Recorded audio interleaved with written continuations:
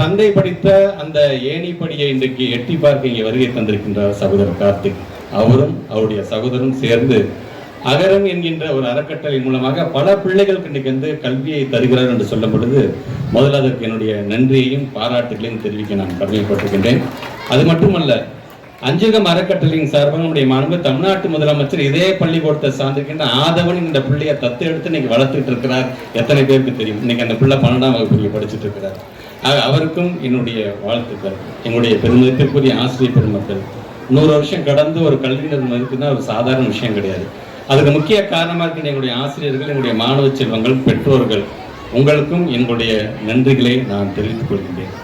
வருகை தந்திருக்கின்ற பெற்றவங்களுக்கு நான் வைக்கிற வேண்டுகோள், தயவுசெய்து நம்ம பிள்ளைங்களை மற்ற பிள்ளைங்களோட கம்பேர் பண்ணி பார்க்காதீங்க. நம்ம பிள்ளைக்கு என்னென்ன திறமை இருக்குது என்பதை கண்டறிய வேண்டியதான் நம்மளோட மிகப்பெரிய கடமை.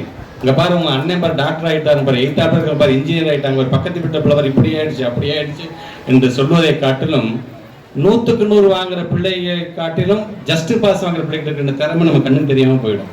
தயவுசெய்து அந்த திறமையை கண்டறிய வேண்டிய ஒரு கூட்டு பொறுப்பு பெற்றவங்களுக்கும் நம்முடைய ஆசிரியர் பெருமக்களும் இருக்குது. அந்த பிள்ளை ஜஸ்ட் பாஸ் வாங்கினா நல்லா பாட தெரியும், அந்த பிள்ளைக்கு நல்லா டான்ஸ் ஆட தெரியும், நல்லா பேச தெரியும், நன்றாக வரைய தெரியும். அப்படிப்பட்ட ஒரு பன்முகத்தை சார்ந்திருக்கின்ற நமக்கான உதாரணமாக மேடையில் நம்முடைய அண்ணன் சிவகுமார் நம்ம பார்க்கிறோம். ஒரு எழுத்தாளராக பார்க்க முடியுது, ஒரு ஓவியராக பார்க்க முடியுது, ஒரு பேச்சாளராக பார்க்க முடியுது, ஒரு நடிகராக பார்க்க முடிகிறது. அதெல்லாம் கடந்து ஒழுக்கம் நிறைந்த ஒரு நல்ல மனிதனாக பார்க்க முடியுது என்று சொல்லும்போது இதெல்லாம் நமக்கான ஒரு மிகப்பெரிய ஒரு பாடம் நமக்கு.